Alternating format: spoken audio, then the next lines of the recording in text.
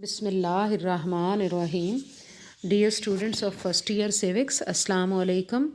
ہمارا چیپٹر ریاست کا چل رہا ہے، چیپٹر نمبر 3، اور اس میں آج میں آپ کو بتاؤں گی کہ ریاست کی ابتدا کا تاریخی، ارتقائی یا درست نظریہ کون سا ہے.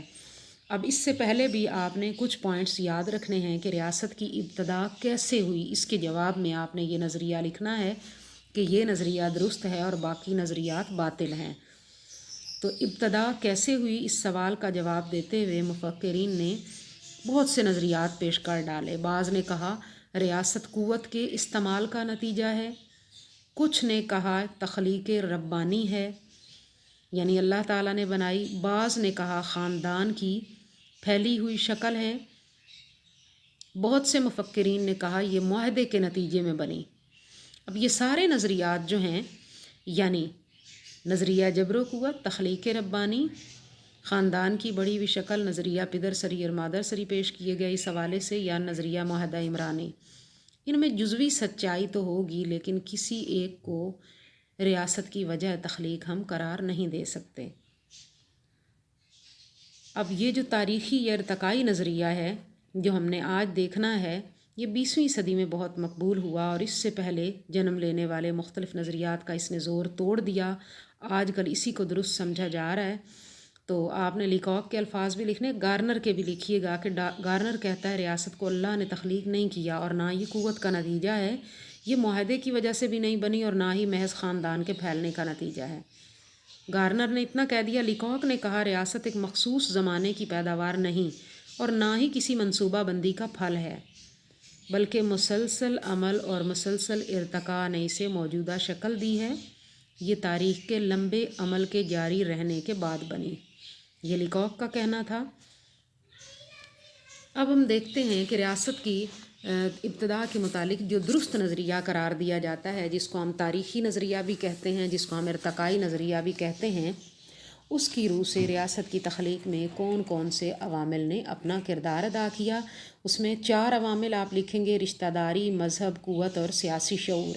تو رشتہ داری میں آپ یہ یاد رکھیے گا کہ سر ہنری مین کہتا ہے ریاست کی تخلیق میں خاندان اور قبیلہ ہی واحد سبب ہے. ریاست کی تخلیق کا عمل شروع ہوا تو کئی عوامل نے مل جل کر یکے بعد دیگرے جو ہے وہ کام کیا. ان میں خونی رشتے کو وہ سب سے اہم قرار دیتا ہے. ارسطو نے ریاست کو کہا تھا کہ یہ خاندانوں کا مجموعہ ہے. جین بدین ریاست کی ابتدا، قیام اور استحکام میں سب سے بڑا عنصر اسی کو بیان کرتا ہے. رشتوں کی بنیاد پر عصبیت ابھرتی ہے اور اسی عصبیت نے خاندانوں، برادریوں اور قبیلوں کو مضبوط سے مضبوط تر بنایا. اقتدار قبیلے کے سربراہ کو ملا اور یوں ایک علاقے میں قبیلے کو بلا شرکت غیرے جب کنٹرول ملا تو ریاست کے قیام کا راستہ ہموار ہو گیا اور یوں ریاست قائم ہو گئی. تو میک آئیور نے ثابت کرنے کی کوشش کی ہے کہ خونی رشتوں نے ہی معاشرہ بنایا اور معاشرے میں بعد میں ریاست قائم ہو گئی. پھر ہم دیکھتے ہیں مذہب نے کیا کردار ادا کیا.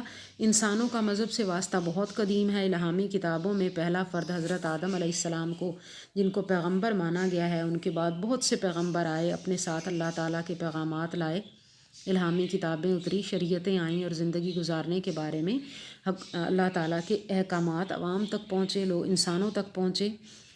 ہر پیغمبر کے ماننے والے منظم ہوئے. مذہب نے بعض اوقات خونی رشتوں پر بھی فوقیت حاصل کر لی اور لوگ مزید مجتمع ہوئے. مشترکہ طور پر اصولوں کے تحت زندگی گزارنے کو انہوں نے ترغیب دی. اب ایک جیسے اصولوں کے تحت زندگی گزارنے کی ایک دوسرے کو ترغیب دی اور اس سے مضبوط قبیلے نے ایک مخصوص مذہب کو اپنا لیا. تو یہ 2 عناصر باہم ایک دوسرے سے تعاون کرنے کے بعد ریاست کی تشکیل کا سبب بنے. اس کے بعد آپ دیکھیں قوت، کہ ریاست کو وجود میں لانے کے لیے قوت نے بھی اہم کردار ادا کیا.